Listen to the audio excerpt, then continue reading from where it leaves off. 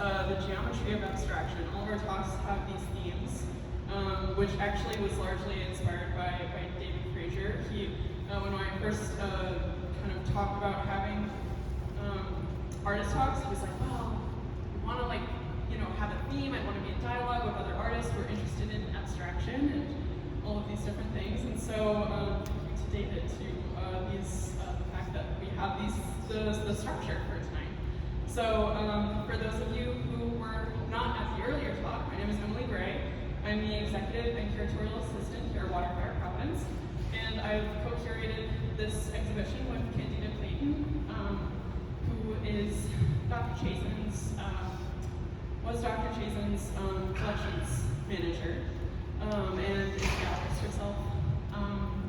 And so we are here tonight in the NetWorks Rhode Island exhibition in the Chazan Collection, Half-Century of Rhode Island Artistic Patronage.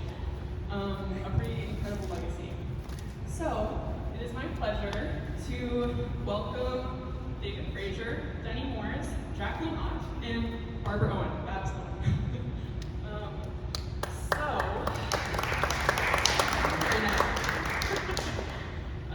We have an hour for this talk, and I wanted to have everyone introduce themselves real quick. Say your name and your medium and anything else that you'd like to say, and we'll go down. Okay, yes, it is on. Okay. David Frazer.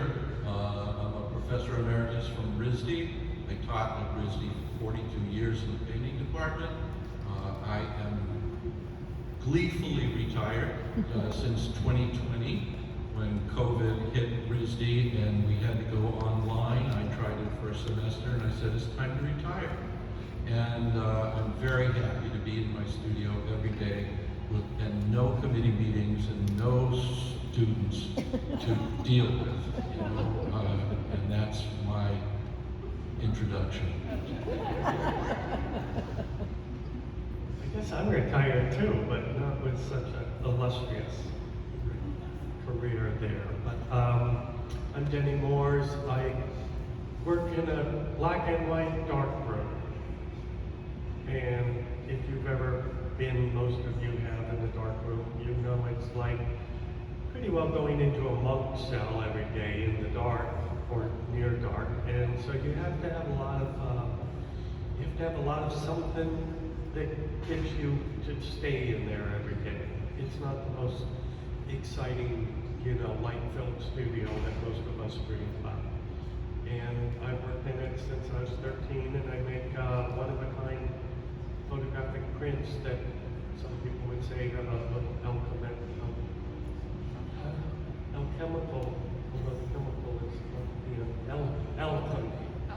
Yeah, but that's an alchemist works in alchemy, correct? Is that right? All right. I'm Jacqueline Ott, and I make drawing and paintings. And having said that, I think of myself more as a builder than an actual painter, because I don't use paint the way I think a painter uses it. So.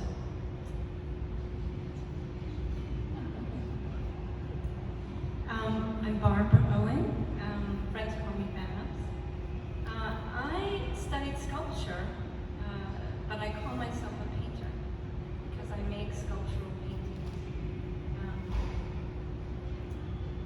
I have a light-filled studio that I wish I had more light, bigger windows, always in skylight. But yeah, happy to be here. Thanks, everyone. Well, as we were sort of coming up with the questions for this talk and thinking about these themes, this was a grouping that I felt was really made a lot of sense and was really exciting. I think you all explore your mediums in really radical ways and are change makers and experimenters, and don't think of yourselves necessarily. I mean, Babs, I feel like you're thinking about sculpture and paint, and all of these things are sort of in conjunction with conversation with each other, and I appreciate that avant-garde spirit. So I'm going to start off with just asking a question about this theme, the geometry of abstraction, kind of out there. But I was curious to hear a little bit more about the abstract elements of your work and why abstraction in your different forms is a compelling avenue for you and your artwork. So I'll start. Let's see, despite Emily saying that it was my idea to have this theme, I did have the idea and asking whether there would be a theme or not for these talks, and so I remember that, and abstraction was one of them. But when I got the title of this, The Geometry of Abstraction, I realized that this title really needs to be dissected and clarified, because I think it's too easy sometimes, particularly in the 20th and 21st century, for us to think about abstraction as a thing, as a category of art. Art is abstract painting, for example, or it is representational painting. Now, those are the two perhaps extremes, but that's not the definition as I see it in terms of the geometry of abstraction. So let me first say, I'm going to be a little academic. That's my background. Even though I was a bad academic, I'm a good painter, I think. But abstraction is fundamental, first of all, to all visual art, and it always has been. It is the properties of unity, balance, movement, rhythm, emphasis, contrast, pattern, and proportion. The title of this talk is The Geometry of Abstraction, not the geometry of abstract art. Okay? Rembrandt is just as abstract as Mondrian. Okay? I hope, and if any of you need more explanation on this, there's a Q&A period later, and I'll be glad to kind of get into it. But what is the geometry of abstraction? I said usually geometry refers to a branch of mathematics which is focused on the measurement and relationship of lines, angles, surfaces, solids, and points. In visual art, geometry is all this, and fundamentally the shape and relative arrangement of these parts. Okay? Now, us old guys and gals sometimes refer to it in that sense of simply the word composition. Okay? Composition is an element, an integral part of the art image and how it's sort of put together.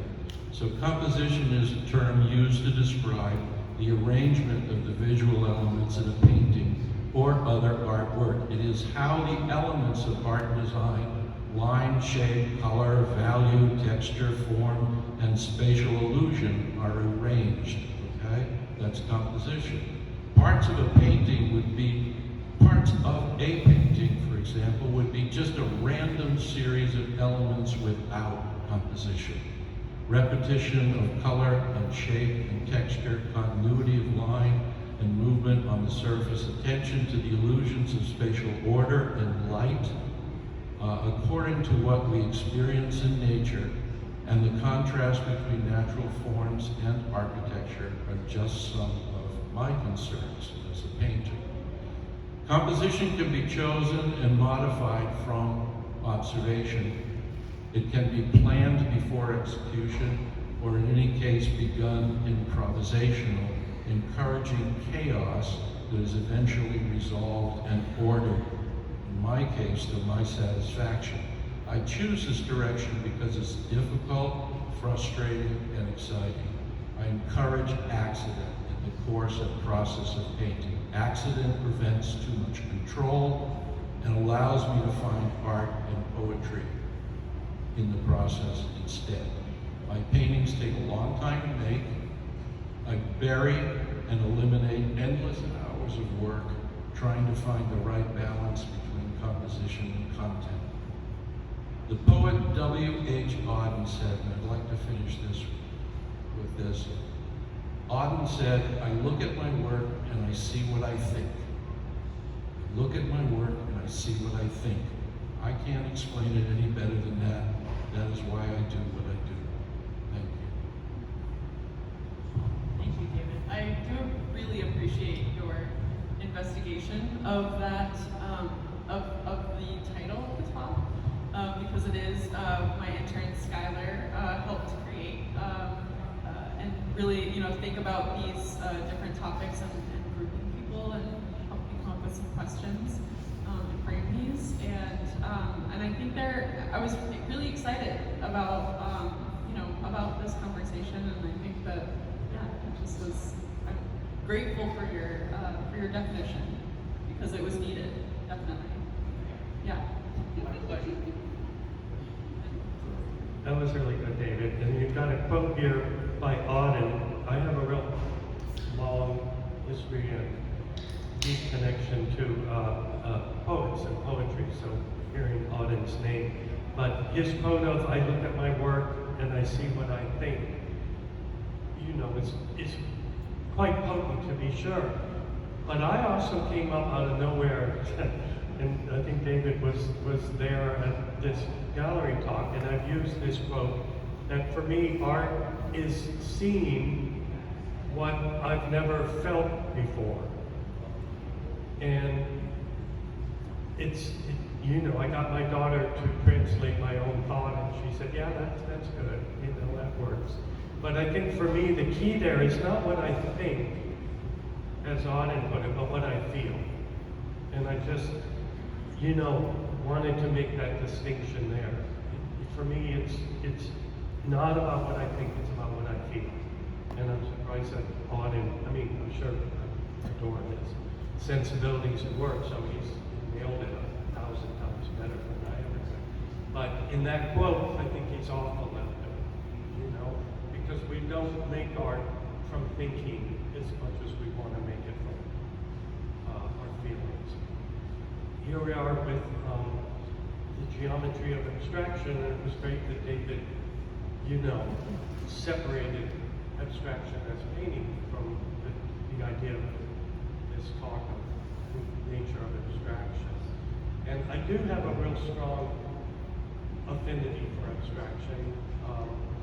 I always felt close to, in my case, to the painters that, call themselves the abstract painters. And of course, I worked for Aaron Siskin, and so I learned so much about abstract painting from that first generation.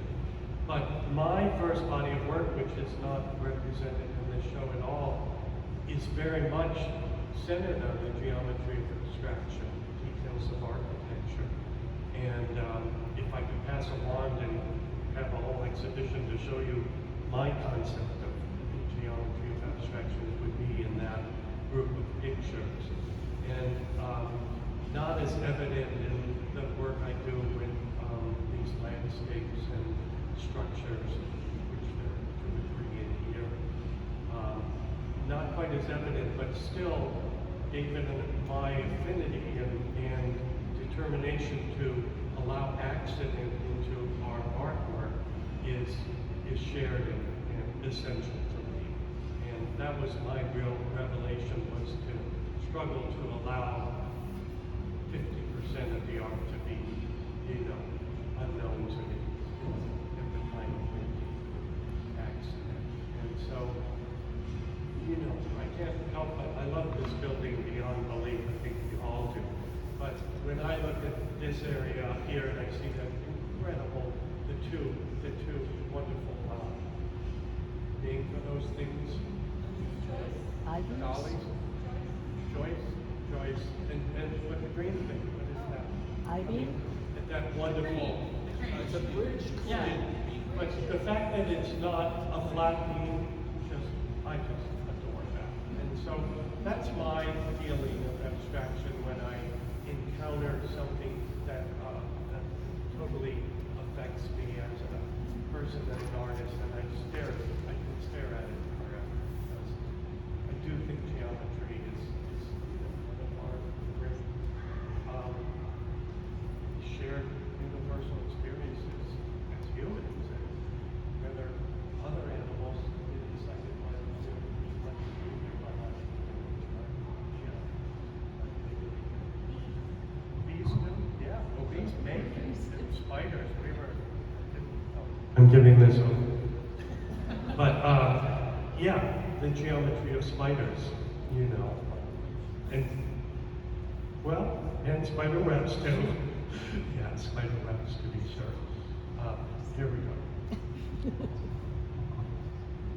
So the question was sort of in response to what you find compelling and about the avenue of abstraction for your work. I mean, for many of you, it's something that you've always done. But I'm also curious to hear about the evolution and you know, just abstraction as a venue for your practice.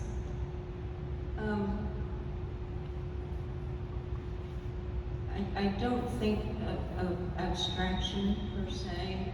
What I like to do is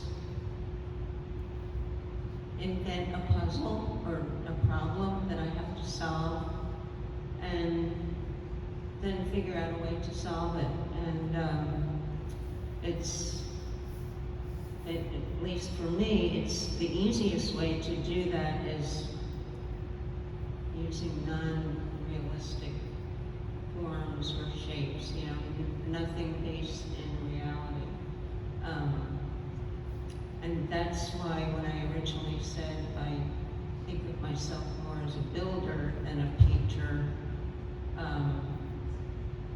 paint just happens to be a good way for me to illustrate the problem or puzzle that I've laid out for myself and how I've solved it.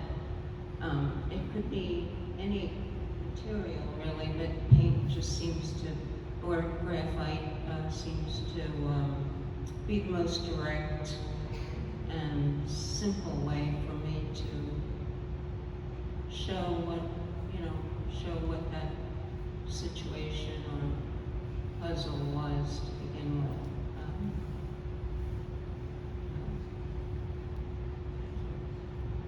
Thank you. So that was the same question about geometry as a venue for your work. Yeah. What excites you? I don't know if I can really answer that. I mean, form comes first, but color is like the overriding interest. Oh, the color is, where is that? Is this good? Okay. Color is just as important as form, but form comes first, and then the form sort of gives me ideas what colors to use. I want to say that I feel like there's this term for a young artist. What do you call when you're an emerging artist? Yeah. Like I'm old. I've been making art a long time, but I really think of myself as an emerging artist because I'm super curious, and I'm like, I don't know what that term means, emerging, except it feels to me like it's something about discovery and taking chances and seeking out new ways to talk about form and color. I'm going to sort of divert this question. When I was asked to be part of the video series, I had moved from New York. I was a painter. I was painting very colorful, abstract paintings, and there is no place to really show here. So you are in the wilds, and in a way, what was wonderful for me because there was no pressure, and I could just do what I wanted to do.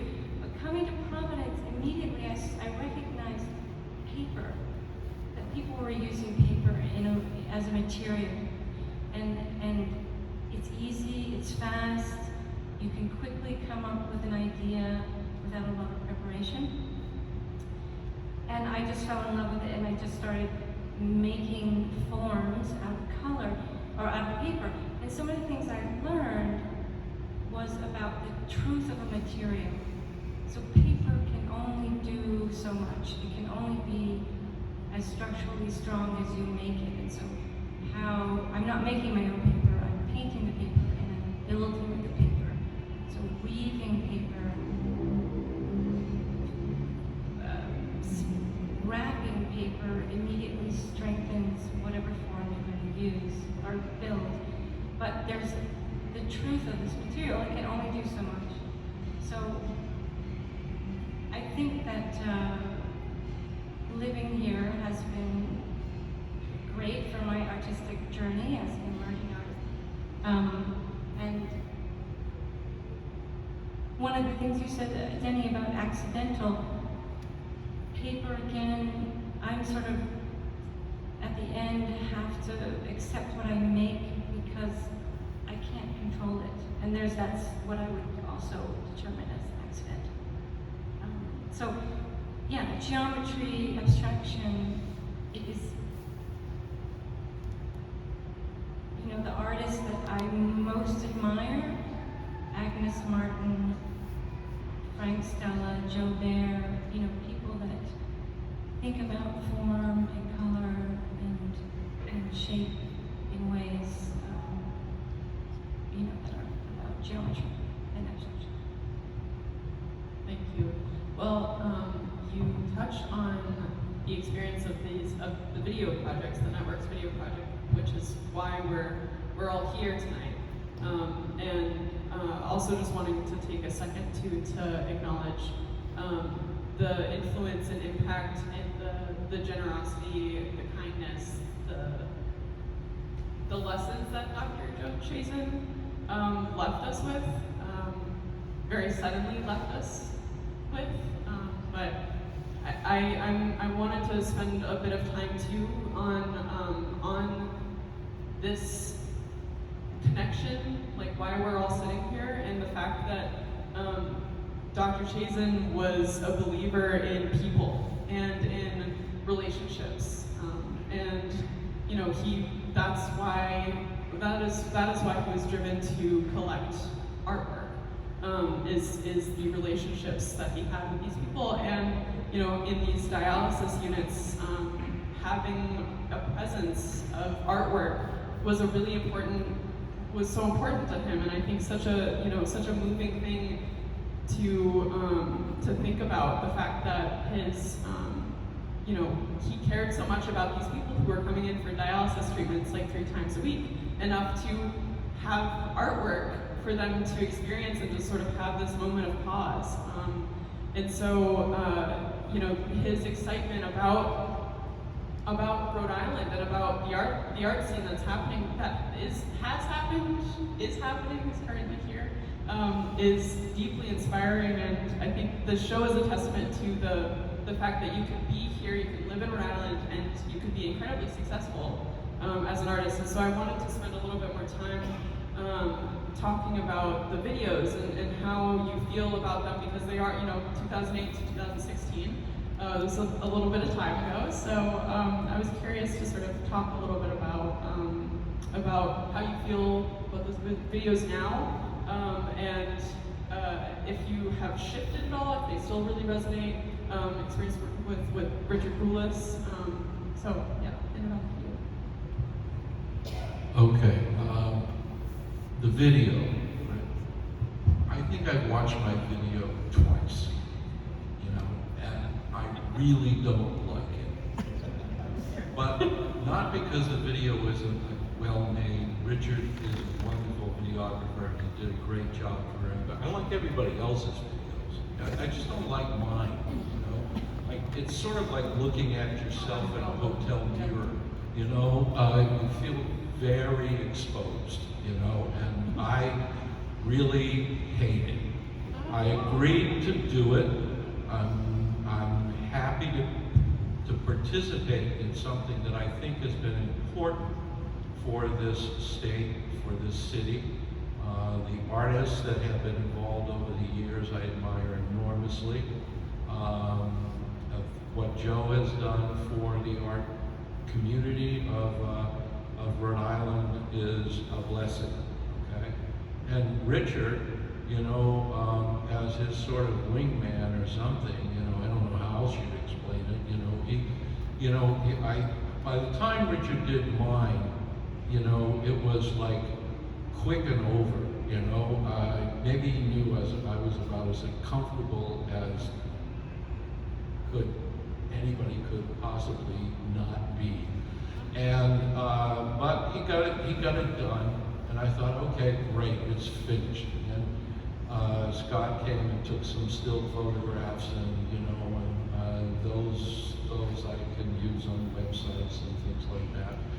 But what I really got out of that was that Richard, who spent no more than an hour and a half, I heard already today about him spending days with people, and so he spent an hour and a half with me at most, filmed the thing, went out and sent me the rush copy and said, what do you think? I said, it's fine, just do whatever you want. He said, what kind of music would you like with it? I said, you decide, I don't care, but then about a month later, to his credit, my surprise, I see him walking by my studio window with this 5-foot roll on his shoulder.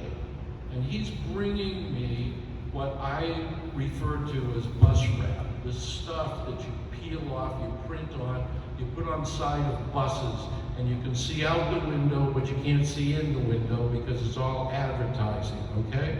So he brought me this roll of stuff because he knew that I was using this dot matrix wallboard tape in the process of my paintings. He says, I thought you might like this. He says, I go to these throwaway places and so on. And it's been marvelous. I mean, my God, for the last 78 years, I've been using this stuff.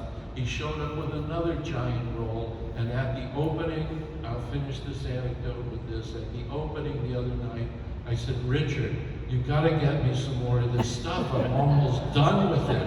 And Richard goes like, they were giant rolls, And I said, yeah, but I use it a lot, so please. He says, I got another one, and your name's on it. So great. Sweet guy. Richard's really story. Yeah. very talented guy, and what's been the joy is getting to know him more after that video session than during it. Yeah. Okay? It's good, David. It's good.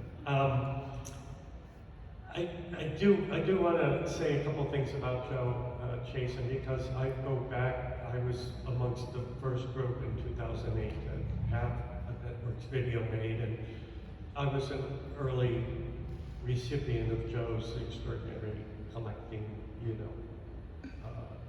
world, and I got introduced to my Diana Johnson, who was an early curator of the RISD Museum. So he was really he helped as he did all of us in so many ways. But we had plenty of meals and coffees together, and we clashed a lot. Joe is a clasher, as I am, so that goes with the territory. But I'd like to say one thing that Joe gave back to me in a different way. If you know Joe, he's very involved with his religious community, that is Judaism, and his temple, which he gave mightily to. And I remember I actually had lunch with him and the rabbi that gave the eulogy at his memorial service. But Joe said that he was taught as a young boy in Buffalo to give back in 4 ways as a Jewish foundation, a Jewish religious practice in your lifetime. And the 4 ways he told me were: you give back to your community, you give back to your profession, check that off, check those 2 off. You give back to the culture, and he chose the arts for that. And you give back to your family. And if Joe didn't check those as thoroughly as any human that I know, I wouldn't know anybody. And it really had a profound effect on me, because it's something we don't consciously subscribe to very readily anymore. Of like, these are what you have to do in your lifetime. And Joe was, our relationship was with his relationship to culture, his giving back to the artists. But I knew his family, really well, and we all know his relationship there, and then to his religion, to, and certainly to his work in with dialysis patients. And I can't help but think, and I think Helene, his wife, his darling wife, I always had heard that she got him into art collecting, and it probably is true, because she was a remarkable person that helped guide a lot of his choices in his career in those years that they married and came up together from teenage years, I think. But no, I lost the train of thought on that one. Networks and all of your relationship with Dr. Chazan, but I think Yeah, so Yeah, I just, and in terms of the film, I'm one of the few that worked with another director, Paul. He's head of media services at Brown. What's Paul's last name? Paul Rochford. Yeah.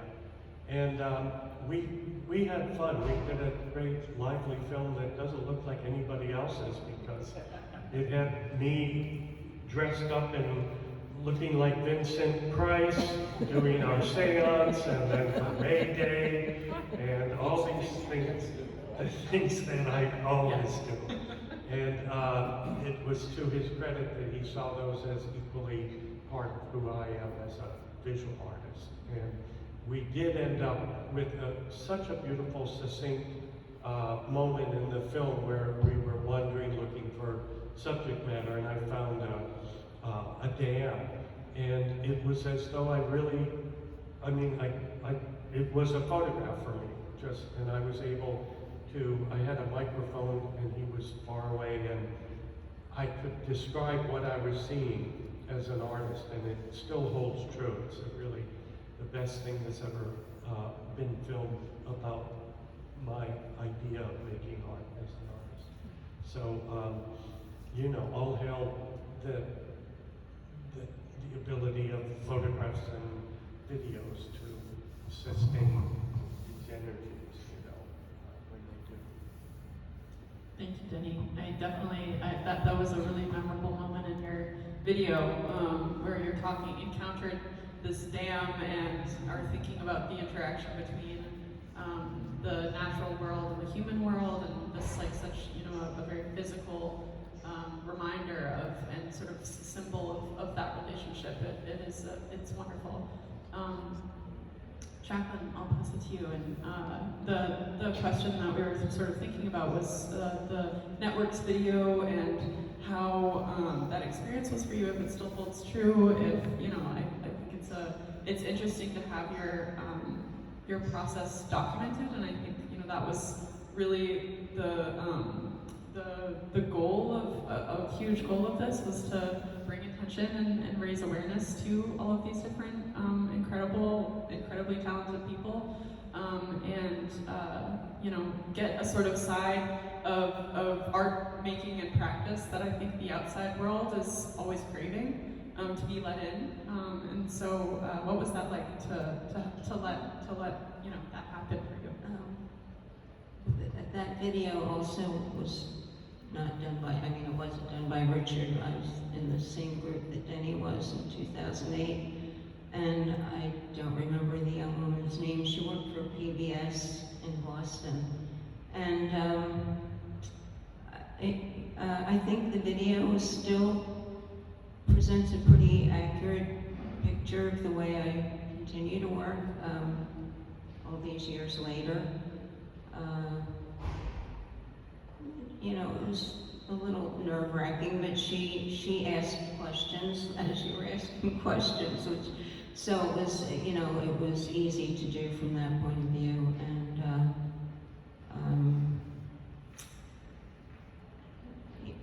it didn't.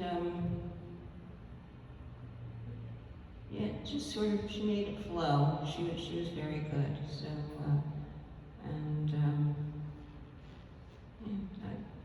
in terms of Joe, we got to know Joe in the late 70s. I think he'd bought a couple of Dale Chivalries at that point, but he became very close friends with both myself and Jonathan, and then later our daughter, and so, you know, it was, yeah, he was really special, and so. Thank you, Jacqueline. Mhm. Yeah. And I think, just getting back to, I forget whether it was David or Denny talking about the works that he had in the dialysis centers. One of the best compliments I got, which Joe passed on to me, was from one of his patients who was in the dialysis center that had two really large gouache paintings, and actually two of the ones that are upstairs. And Joe said, yeah, he said, one of my patients said, you know, Joe, I look at that pink U shape in one of those paintings, and it just totally takes my mind off of all the pain of going through this dialysis. And that's one of the best compliments I think I've ever gotten, and I was grateful to Joe for passing that on to me. So that was, yeah. That's so beautiful. I mean, yeah, I think having artwork in that space was so, I mean, if he did nothing else, that is such an incredible, I mean, and of course he did so much more, but, you know, having a respite from the world and the noise and the pain, I mean, especially in that environment, is such a solace that art brings us, and, you know, so many more things, but it, you know, lets us have a point of peace. And I think, you know, your work, I think all of the work here grants us that, and your work really allows for that space. And I think the beauty of non-representational art is that there is sort of a little bit more room for you to kind of insert yourself and to have that sort of your relationship with a piece of work, to totally kind of let your imagination run. And that's a gift. It is very much a gift. Thank you. Hand it off to you. The question is about the videos. And yeah, just the network sort of experience for you, and about, you know, being in Rhode Island. You did talk about this a little bit earlier, but yeah, anything else that you'd like to add? Yeah. So I worked with Richard Goulis, and I've seen my video twice. It's like looking at yourself in a hotel mirror. It's like, oh my God. I love the experience. I really enjoyed hanging out with Richard. He is nonchalant, you know, and I think that's important to sort of capture. There's not so much pressure. You know, he just came to my studio. He was interested in watching me cut paper. I use an X-Acto knife, freehand, and so we shot that and we talked. And the video, the time that I was in the series coincided with a show I had at Grimshaw Goodwit's Gallery. So it's kind There's of some great footage of that. that was really fun. It was really fun to have that, right? Because it was an event. You were there. I mean, so many people were there. There's a great show of Dean Snyder also. Yeah. Dean Snyder. And it was really fun. And then, so Richard, after he left, he said, hey, as he was, I guess, editing the video, he said, hey, why don't you come to my studio, bring some of your paper, and we'll hire a model. Because I guess I had told him, like, oh man, it would be great to work on a production. Like, I'd love to be invited to create costumes or you know, theater backdrops. It's like, well, let's do that in my studio. So we hired this young girl, and she put on my paper and danced around, and we sort of captured that together, and that was a really nice, that's what ends the video. That was great. Dr. Chazan, I didn't know very well. There were a few chances to meet him, although, you know, we'd have events at the Newport Art Museum of sort of like 2 series of artists, and he'd have a show. So I got to meet him then. But you know, interestingly, as I hear you talk about the dialysis and the art in the dialysis, recently I was asked to participate as a visiting artist at Hasbro Children's Hospital as just an artist. So I go to where kids are getting infusions.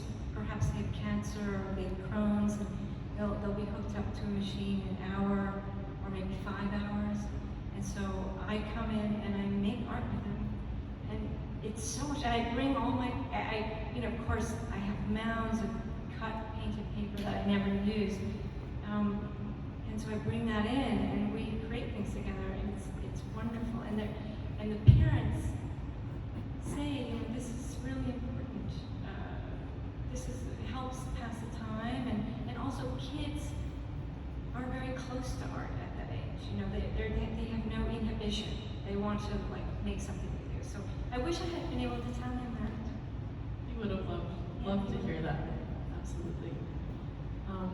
Well, I have a couple of questions that I've written for each artist.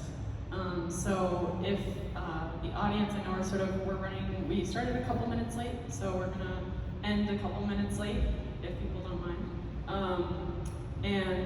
So I'll just go right into it.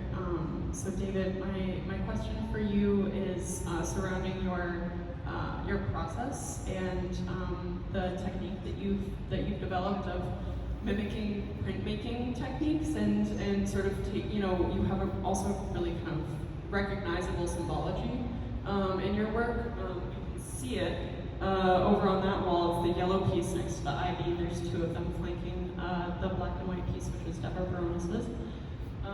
So I'd love to hear a little bit more about that process and sort of why, like you have this sort of trompe l'oeil effect of, it really looks like printmaking. And so I'm curious to hear about that process and that experience. Okay, I forgot about this thing.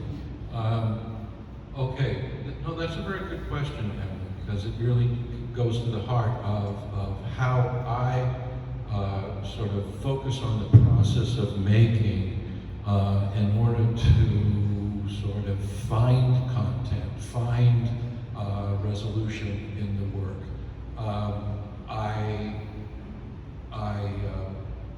Why do I do things like mimic printmaking? Why do I do things like use the same tulip shape over and over, even though each is hand painted? I have templates, and I will use the shape of the tulip, the shape of the egg, the shape of an apple, the shape of a bird, and they're always the same.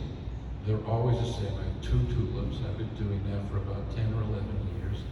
And my point of the matter is to prove to not only to myself, but anybody else who's willing to look and listen to what's going on and see what's going on in the work, is that each painting is a unique experience, a unique abstract experience, that even as things are repeated, it's not repeated in terms of the result. Each one has to fit spatially, and in terms of light and shade, into the context of the painting.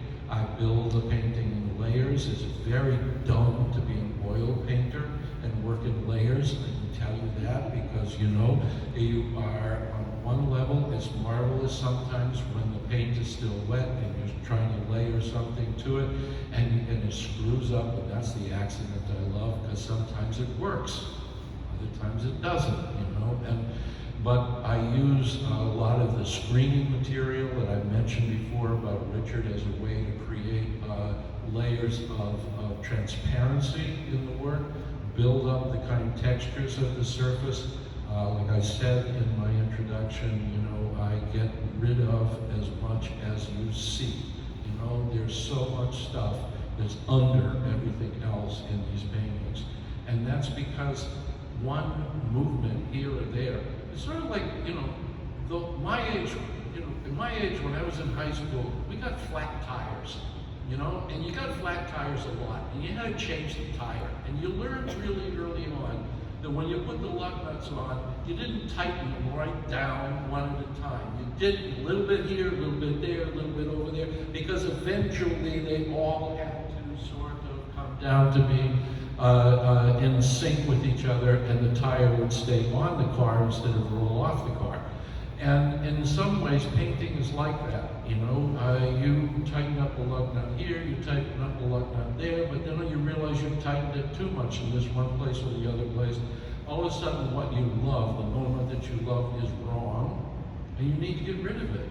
Well, the only way I get rid of hours of work is by eventually distancing myself from the work as I'm making it, which means I'm usually working on 4 to 10 paintings at any given time. And when I get stuck, I put the painting away, I put the painting aside until I'm ready to come back to it. And when I come back to it, I don't even know who did it. So then I'm able to ruin the parts that I think need to go in order to move on. Now, the only thing I'd say, I think probably we'd all agree with this, is that this is a wonderful show with so many people in it, so many works. You're saying, I'm over there someplace, okay?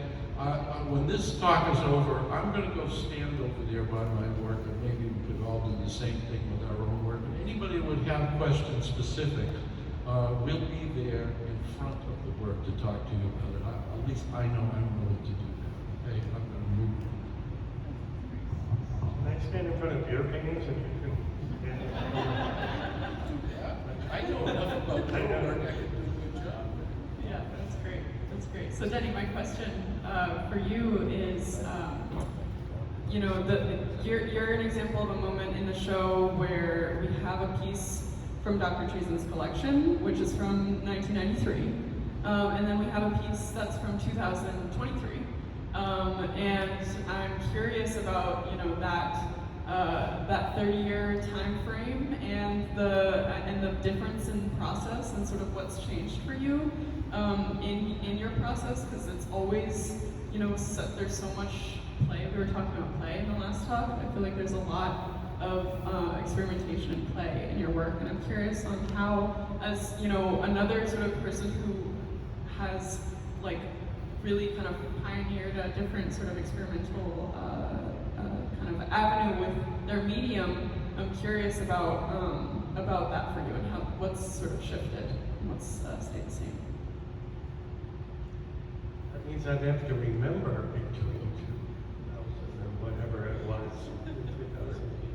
30 years. Really? I think I think so. that's my answer right there. Really? 30 years? Wow. I'm like a miner, you know, with a little pickaxe, and I just keep picking away in my mind, not mind, but mind too, I bet. And but I work with the same pickaxe, and I periodically strike some nice metal, you know, and hopefully gold. And so that kind of discipline, and I refer to it in the same way that a musician that picked up when they were small a violin or, you know, started playing piano. And that's how we know them, you know, for their whole career. It's not like every, you know, I've never seen Hendrix play anything but an electric guitar, for instance. You know, it's not like you have to move on to different, completely different materials. And yet some people do, and some artists do have to experiment with completely different materials, and I don't. But idea-wise, I think it gets generated in good part the distinctions by this relationship I have with photography. In 2006, I think for 4 years running, I would take these road trips out to the Great Plains, and that was on one of those road trips that picture that in Joe's collection was made. And so where I am, and many artists would feel the same thing, definitely has an effect on the pictures. Those two other prints are made in rural Maine, and I would often go up there and come upon so many abandoned structures. And Vera Levitt, the curator here and dear friend from UMass Dartmouth, she calls them consumed structures. And so that was a subject matter that I hadn't yet really discovered to the extent that I have in these last decades. So it's kind of where I go to photograph because that's my studio. And it's a really, curiously enough, it's a very specific place. And I don't know where it is, and I won't know until I take a left on a dirt road and on a road trip and see something that I've never seen before. And so that's not so much the difference, but the similarities, in many ways, and that I respond to. Thank you. Well, I think, that process of like finding your studio in the world is a really exciting one for, I think, for everyone. It's a lesson for everyone to, kind of be, and this goes to art in general also, just being a sort of a student of the world and think about the world in a different way and to add a little bit more magic or extra sort of, thought into it all. So Jacqueline, my question for you is regarding your process of repetition and this sort of like repeated act that's in some of your work and other work, you sort of deviate from that, but there's a lot of, pattern and puzzle and play, and I'm curious to hear about how, what is it in that limitation that sort of sort of allows you to explore what you do, and it's something that like you might think would be confining, but I think it's really so expansive. And it's done so successfully in your work. So I'm curious to hear about that. Thank you for saying it was successful. I'm laughing because I forget exactly how you put it, but I simplify it because if there's too many things to think about, it's overwhelming and I can't make any decisions. I can't even think straight. So I try to determine what the important things are that I need to focus on, and then for the other things, I kind of put them on the back burner and think, okay, well, I'll use that later, maybe in a few years down the road, but I'm not going to think about that right now. And that enables me to actually get something done. Because if I have too many things on my mind, I get confused. Understandably so. the world's very, there's so much going on all the time that I think that your pieces are, as I was saying before, a moment of respite and allow for something like that to, for the audience to experience that, which I definitely feel when I look at your work. And I think too this sort of comment leads into something that I'll ask Babs too about the sort of evidence, the importance of the evidence of process in both of your work is definitely, that's an important piece. And sort of unlike David, where you can't necessarily see the evolution and those different versions are buried within. It's sort of like the secret identity that your pieces have. Both of your works have this sort of retain the brushstroke or the pencil mark, which is a looking glass into your process, which I'd love to hear both of you talk about that, but so yeah. Well, I really like looking at other people's work, just in general, but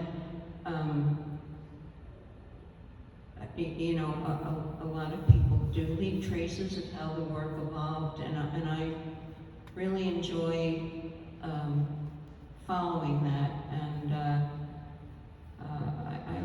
I love pencil, graphite itself, and on paper or on top of paint, and so I think, why should I remove that? It tells people how all this stuff happened in the first place, and so I think it's important to leave it there. It feels like if I erased it, it would just be just trying to deceive the viewer in some kind of weird way, and so I leave that there, and I forget what else did you say? You answered the question. Oh, okay. About sort of the human part of it all, and the mark of the and I do want to leave. It's not done by a machine. It's not a print. A lot of people do ask me if they're prints. So I want that to be obvious. Well, maybe not obvious, but evident if someone actually thought about it. Thank you. Babs, I have a question for you about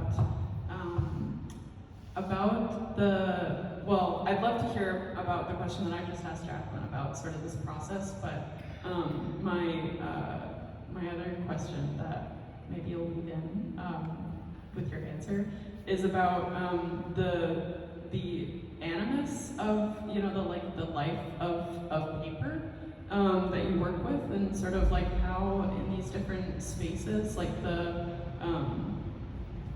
installing it for a particular space, like you did with your piece, which is right over there on that wall.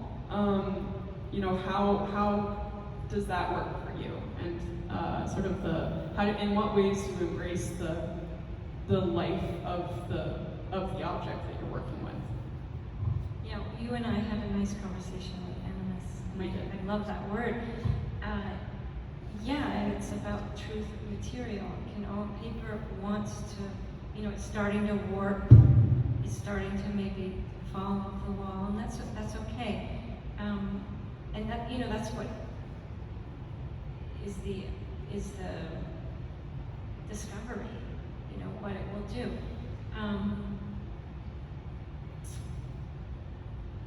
Jacqueline, I just wanted to. In my own work, I struggle between perfection and imperfection, and wanting both of those things, but knowing or really trying to let go of one in order to have the other. And I that's what I recognize in your work is like I look at them, it's like, how could she do this? The skill, and yet there's your pencil mark that you've left is so valuable because it's your process, like how she drew it. But I think of you as this perfect, skilled, let's just say, very, very skilled ink. So I talk between those things, and perfection and imperfection, and when I'm working on something, it will tell me whether the paint needs to be really grubby or not. This work, this is brand new work I made specifically for the show. Those two orbs, which are called portals, but are very feminine. They are perfect. You can't really see brushstroke, and I was going for that. Whether I'll do that next time, I don't know. I don't know, and it's what keeps me coming back to the studio. I guess it's like, okay, next time I'm going to do it this way. So what was the question? Let's see. Just about sort of the evidence of which you did a great job, actually. I totally to weave both of those together. You very much. Okay. Yeah. Good. But if you have any other thoughts on sort of on that. I think so. Yeah. I think so. Okay. Well, we're at 8:36, 6 minutes over time. I wanted to open it up real quick. If anyone has any questions that have come up while we've been chatting, it's okay. If there's none.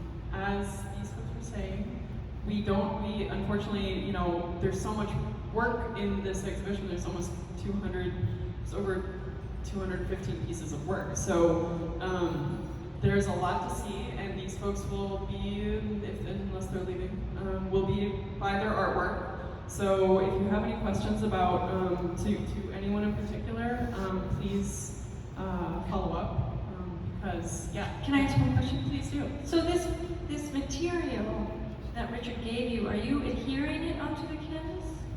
Or it's just a means of... You missed it, Richard. Yeah. I gave you some really good plugs.